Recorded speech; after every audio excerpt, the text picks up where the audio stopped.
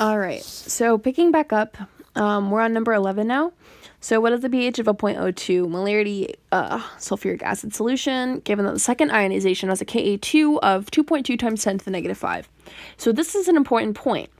Sulfuric acid is a diprotic acid, meaning di meaning two, protic meaning proton, so it has two protons. You know when we had something like calcium hydroxide, it ionizes to be like Ca plus 2OH, which is something to take into consideration if you have base equilibrium. It'll be like plus 2H or plus 2X instead of just X. Anyways, acids, on the other hand, will lose their hydrogens one at a time, meaning that sulfuric acid is going to form HSO4 negative and then also hydronium. And we know it's strong, so that means that this 0.2 molarity concentration will translate to a 0.2 molarity concentration here and 0.2 molarity concentration here as well. Meaning that when I set up my ice table for the reaction of this second ionization, which is losing this second proton, so HSO4 negative forming hydronium and SO4 negative, I have to put this 0.2 here and I have to put this 0.2 here, right? Oh, 0.02, sorry. I just realized, I was like, what? That doesn't look right. So HSO4 negative 0.02, then 0.02. So minus X, plus X, 0, and then plus X. So you can go ahead and plug in to your Ka, like we've done before. So 2.2 times 10 to the negative 5, equaling 0.02 plus X times X over 0.02 minus X. So all my problems have the small x approximation validated, spoiler, so I just cross out my x's. So I get 0.02 times X over 0.02 equals 2.2 times 10 to the negative 5. And if you notice, you can just cancel out right there, meaning that my X is equal to my Ka in this case. So 2.2 times 10 to the negative 5. So it's sort of insignificant when I'm solving for pH. Well, I guess because I already have that starting concentration, but nevertheless, we'll take that into consideration. You cannot just stop here and take negative p or negative log or negative log of 2.2 times 10 to the negative 5. That would be very incorrect and very wrong because that's not my concentration of hydronium. My concentration of hydronium is 0.02 plus X, so it's going to be 0.02 plus that 2.2 times 10 to the negative 5. So when you do that, you have to do negative log 0.02 plus 2.2 times 10 to the negative 5 to get, I ended up getting 1.698. So if my math is wrong, once again, excuse it. But regardless, let's keep moving on. Number 12 is very typical to something you'd see on the ACS. They love putting problems like this. So put the conjugate bases in order by increasing base strength given the following Kas of the following acids. So what you'd want to start as, so these conjugate bases, I would just write them out. So the conjugate base of hydrocyanic acid is going to be Cn minus. The conjugate base here is going to be NO2 minus. And the conjugate base here is going to be ClO3 minus. So you can go ahead and divide. You can do like Kw, or the Kw divided by the Ka to get the Kb's, and then put the Kb's in order by the smallest to largest. Or you can just look at these Kas. So remember what we said earlier, that an increased strong base, as indicated by Kb, is going to be a decreased Ka. So to find my strongest base, I want to find my smallest Ka. And that happens to be right here, 8.8 times 10 to the negative 10. So that means that this is going to be my strongest base. And so now it's just process of elimination here. So now I'm going to look for my next smallest Ka, which happens to be 1.4 times 10 to the negative 6, meaning this is my second strongest base. And because this 3.3 times 10 to the negative 3 is my largest, and thus my strongest acid, it must be my weakest base. So this is my weakest. All right.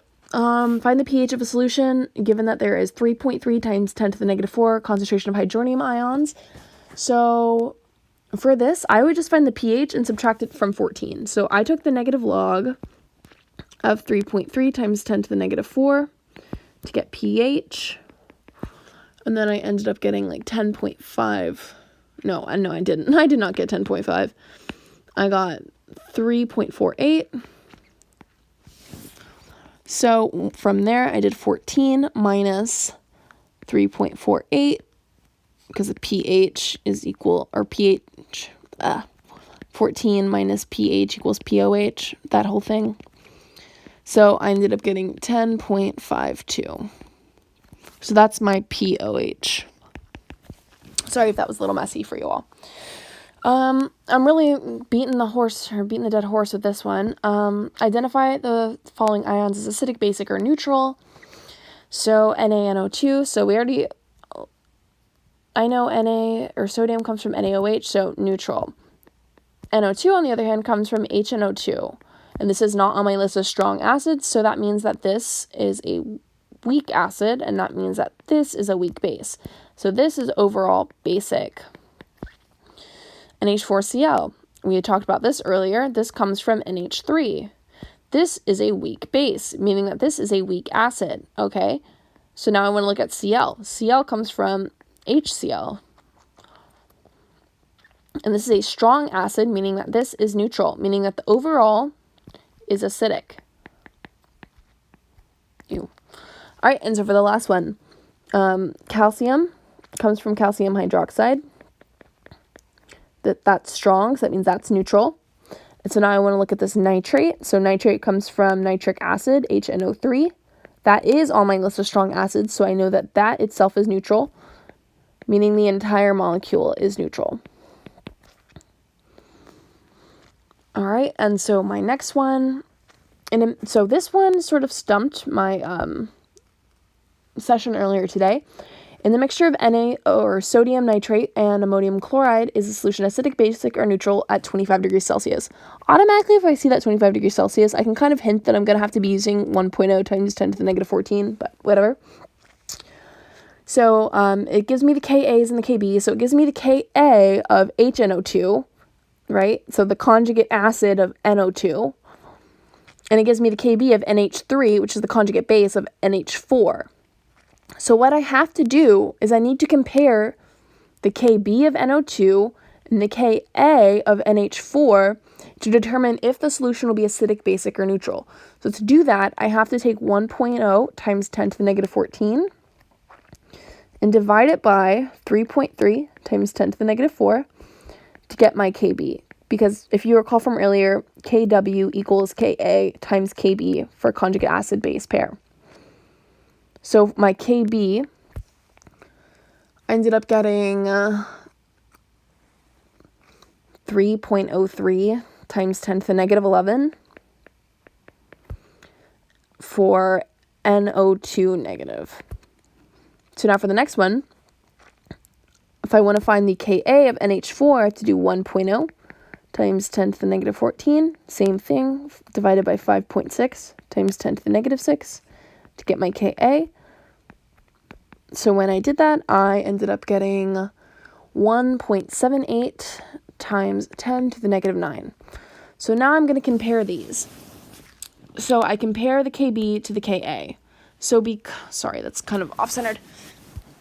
So because the Ka is much larger, you see negative 9 and negative 11 right here, that must mean that my solution overall is acidic.